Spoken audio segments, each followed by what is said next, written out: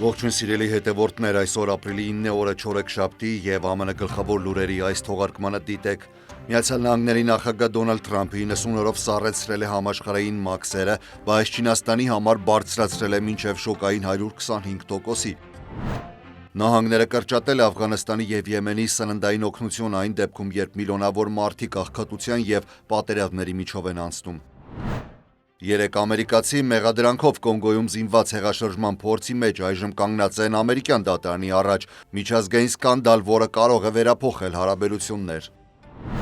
Ջարեդ Այզեքման ՆԱՍԱ-ի ղեկավարի նոր թեկնածու Մարսը դարձել է գերակա ուղղություն, բայց լուսինը մնում է առաջնային մարտահրավեր։ Սառա Ուիլյամս Facebook-ի նախկին պաշտոնյան սենատում բացահայտում է Մետան գաղտնի համագործակցել է Չինաստանի հետ ազգային անվտանգությունը վնասելով։ Դաշնային դատարանը թույլ է տվել Թրամփի վարչակազմին ազատել հազարավոր դաշնային աշխատակիցների։ Նյու Յորքում Ռայքերս կղզում ներգաղթի ծառայությունները վերադառնում են բանտ, ինչը առաջացրել է հակասական արձագանքներ։ Սանտա Մոնիկան, ծովափնյա վոլեյբոլի պատմական մայրաքաղաքը, զրկվում է օլիմպիական խաղերի հյուրընկալման հնարավորությունից։ Այս եւ այլ լուրերի մանրամասները հաջորդի, սակայն մինչև այդ անչափ կարևոր է, որ հավանեք մեր լուրերը, բաժանորդագրվեք ալիքին։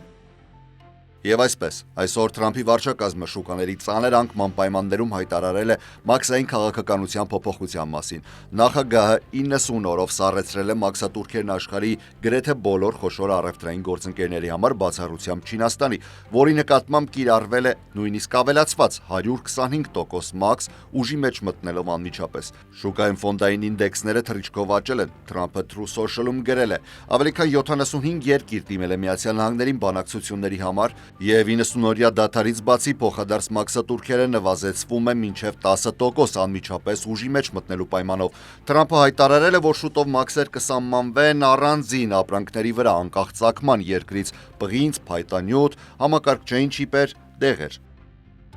Նախագահ Դոնալդ Թրամփի վարչակազմը հայտարարել է, որ չեղարկել է մի շարք երկրներում հրատապ սննդային օգնության կրճատումները, սակայն պահպանում է կրճատումները Աֆղանստանում եւ Եմենում, աշխարհի ամենաաղքատ եւ պատերազմով հյուծված երկրներում։ ԱՄՆ-ն ծանուցումներ է ուղարկել ՄԱԿ-ի պարենի համաշխարհային ծրագրի շրջանակում մի քանի երկրների օգնության դադարեցման մասին, ինչը պաշտոնյաները որակել են որպես միլիոնավոր մարդկանց կյանքին սպառնացող քայլ։ Պետդեպարտամենտն այսօր հաստատել է, որ որոշ կրճատումներ հետ են վերցվել Սիրիայում, Սոմալիում, Լիբանանում, Հորդանանում, Իրաքում եւ Էկվադորում, սակայն ուժի մեջ են թողնվում Աֆղանստանի եւ Եմենի դեպքում։ Աֆղանստան ավելի քան կեսը, շուրջ 23 միլիոն մարդ կարիք ունի մարդասիրական օգնության։ Կրճատվել է մոտ 560 միլիոն դոլարի օգնություն, ներառյալ սնունդ, բուժօգնություն եւ հոգեբանական ծառայություններ։ Եմեն կրճատումները դադարեցնելու են 2.4 միլիոն մարդու սննդային օգնությունը։ 100,000 երեխա զրկվելու է սննդակարգային աջակցությունից։ Թեև Աֆղանստանում եւ Եմենում USAID-ի ֆինանսավորումը դադարեցվել է,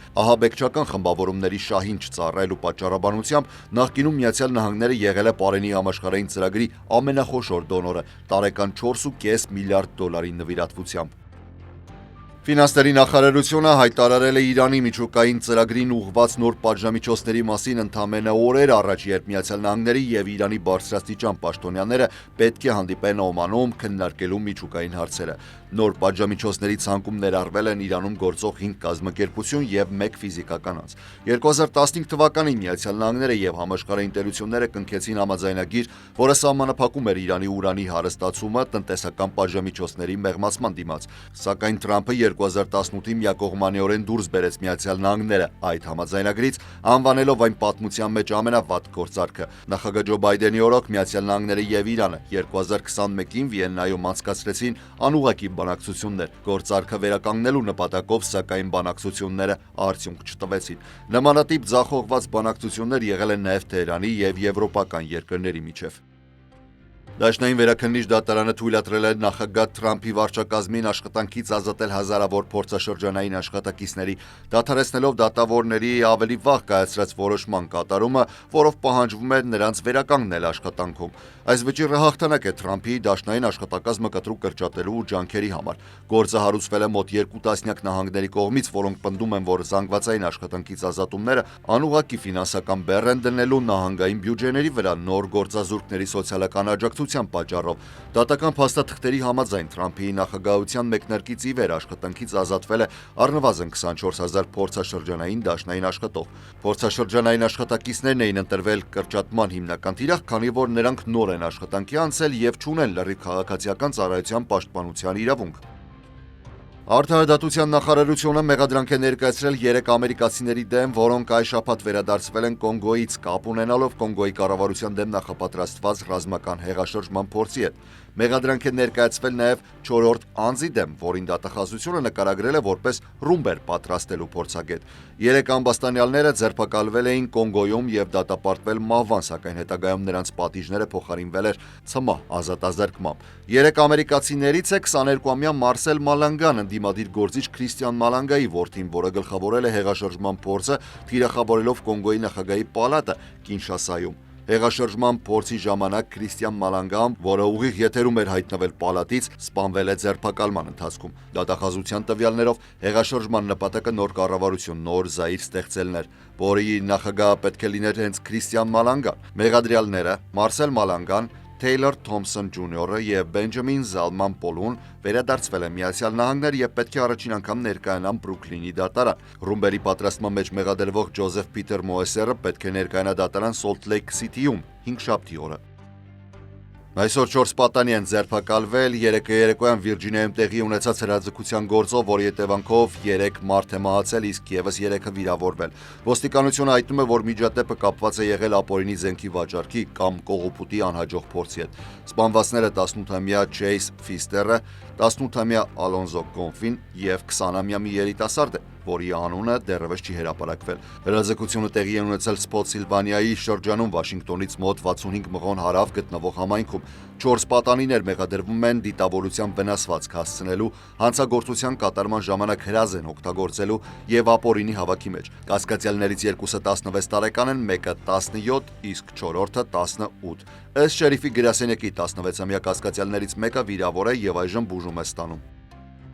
Facebook-ի նախկին բարձրաստիճան ղեկավար Սարա Ուին Ուիլյամսն այսօր հանդես է եկել Սենատի դատական հանձնաժողովում մեղադրելով սոցիալական մեդիա հսկա Մետային, նախկին Facebook-ին, Միացյալ Նահանգների ազգային անվտանգության թուլացման եւ Չինաստանին ամերիկյան արհեստական բանականության ծրագրի մասին գաղտնի տվյալներ հաղորդելու մեջ։ Կոնեկտիկուտից դեմոկրատ սենատոր Ռիչարդ Բլումենթալը լսման ժամանակ նշել է, որ ընկերությունը ձեռնարկել է սպառնալիքների եւ ահաբեկման քարոզարշավ նախկին ղեկավարին լրացնելու համար։ Ուին Ուիլյամսը աշխատել է Facebook-ում որպես գլոբալ հանրային քաղաքականության տնօրեն 2011-ից մինչև աշխատանքից հեռացումը 2017-ը։ Այդ 7 տարիների ընթացքում ես ականատես եմ եղել, թե ինչպես Մետայի ղեկավարությունը կրկնակի անգամ խարխլել է Միացյալ Նահանգների ազգային անվտանգությունը եւ դավաճանել ամերիկյան արժեքները։ Նրանք դա անում էին գաղտնի Պեկինի հետ բարենպաստ հարաբերություններ հաստատելու եւ Չինաստանում 18 միլիարդ դոլար արժողությամբ բիզնես կառուցելու նպատակով, նշել է Ուին Ուիլյամսը։ Նա նաև հայտարարել է, որ Մետան հեռացրել է Միացյալ Նահանգներում բնակվող հայտնի չինացի դիմադիրի Facebook-յան էջը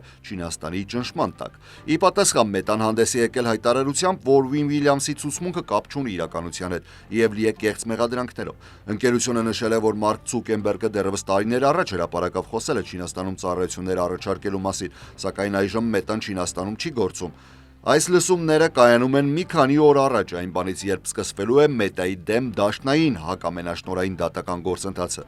Այդ դատաքննության արդյունքում ընկերությունը հնարավոր է ստիպված լինի հրաժարվել իր հիմնական բաժանորդային հարթակներից Instagram-ից եւ WhatsApp-ից։ Միլիարդատեր ձեռնարկատեր եւ տիեզերագնաց Ջարեդ Այզեքմանը, որն առաջադրվել է որպես ՆԱՍԱ-ի հաջորդ ղեկավար, այսօր Սենատի լսումների ընթացքում հայտարարել է, որ աջակցում է Արտեմիս ծրագրով ամերիկացի տիեզերագնացների վերադարձին լուսին, սակայն առաջնահերթ է համարում դեպի Մարս ուղևորությունը։ Սենատոր Թեդ Քրուզը հարցրել է, արդյոք ՆԱՍԱ-ն ներկա ֆինանսական պայմաններում ի վիճակի է իրականացնել թե լուսնի ծրագիր, թե Մարսի առաքելություն։ Այզեքմանի պատասխանը եղել է. Այո, մենք կարող ենք, մենք ժամանակին Ալան Շեփարդին ուղարկեցինք ենթաշերտային թռիչքի ու 8 տարի անց Նիլ Ամստրոնգը լուսնի վրա էր։ Մենք ունակ ենք եւ լուսին վերադառնալ եւ դեպի Մարս ուղի գծել։ Չինաստանը իր հերթին նպատակ ունի մինչև 2030 թվականը լուսնի վրա իջեցնել սեփական տիեզերագնացներին։ Սենատոր Քրուզը բարձրացրել է հարցը. ինչ կլինի, եթե Չինաստանը Միացյալ Նահանգներից առաջ հասնի լուսին։ Այզեք Մանն ասել է. մենք պարզապես չենք կարող պարտվել, դա կարող է փոխել աշխարհում ուժերի հավասարակշռությունը։ Տիեզերքը բարձրագույն ռազմավարական տարածք է։ Մենք իրավունք չունենք այն զիջելու։ Նյու Յորքի քաղաքապետ Էրիկ Ադամսի վարչակազմը թույլատրել է Դաշնային միգրացիոն ծառայության աշխատակիցներին գործել Ռայքերս կղզու բանտում քաղաքի խոշորագույն կալանավայրում իրականացվող հանցագործությունների, հանցախմբերի եւ թմրանյութերի հետ կապված գործերի հետաքննության նպատակով։ Սակայն միգրանտների իրավունքների պաշտպանները եւ Ադամսի քննադատները այս որոշումը բնութագրել են որպես կասկածելի փոխհամաձայնություն Դաշնային դատախազության կոռուպցիոն մեղադրանքները չեղարկելուց հետո։ Քաղաքապետը դեռևս փետրվարին էր հայտնել, որ հանդիպել է Թրամփի սահմանային հարցերով հատուկ հանձնակատար Թոմ Հոմանի հետ եւ քննարկել այսի վերադարձը Ռայքերս կղզի։ Թրամփի վարչակազմը հայտնել է, որ բողոքարկելու է Դաշնային դատարանի այն որոշումը, որով կառավարությանը պարտադրվել է վերականգնել Associated Press-ի լրագրողների մուտքը Սպիտակ տան միջոցառումների խոսքի ազատության սահմանադրության առաջին լրացման հիմքով։ Կառավարությունը ներկայացրել է բողոքարկման ծանուցում Սպիտակ տան մամուլի քարտուղար Քերոլայն Լևիթի, աշխատակազմի ղեկավար Սյուզան Ուայլսի եւ նրա տեղակալ Թեյլոր Բուդովիչի անունից։ Միայն մեկ էջից բաղկացած բողոքարկման մեջ այլ մանրամասներ նշված չեն։ Դաշնային դատավոր Թրևոր Մակֆադենը, որը նշանակվել է Թրամփի կողմից, որոշում էր ընդունել Associated Press-ի օգտին, նշելով, որ կառավարությունը չի կարող պատժել լրատվամիջոցին իր խմբագրական որոշման համար։ Հիշեցնեմ, որ Associated Press-ը հրաժարվել էր օգտագործել Թրամփի հրահանգած Ամերիկայի ծոց անվանումը, պահպանելով Մեքսիկայի ծոց ձևը։ Լողափնյա վոլեյբոլի պատմության մեջ կարևոր նշանակություն ունեցող վայրը Սանտա Մոնիկան չի ներառվի 2028 թվականի ամառային օլիմպիական խաղերի ծրագրում։ Սանտա Մոնիկայի քաղաքապետարանը հայտարարել է, որ գրեթե 2 տարվա բանակցություններից հետո Լոս Անջելեսում կայանալիք 2028 թվականի օլիմպիական եւ պարալիմպիկ խաղերի կազմակերպիչ կոմիտեն տեղեկացրել է, որ նախատեսում է ծովափնյա վոլեյբոլի մրցումներն անցկացնել Հանթինգթոն բիչում։ Թեև այս մարզաձևի արմատները գնում են մինչև 1915 թվականը Հավայի կղզիներում, Սանտա Մոնիկան է համարվում ժամանակակից մրցութային ձևաչափի ծննդավայրը, սկսած 1920-ականներից։ Այսօրվա լուրերից առանձնացրել էինք այսքանը։ Ես Հարություն Մինասյանն եմ։ Շնորհակալ եմ ուշադրության համար։ Առողջ եղեք։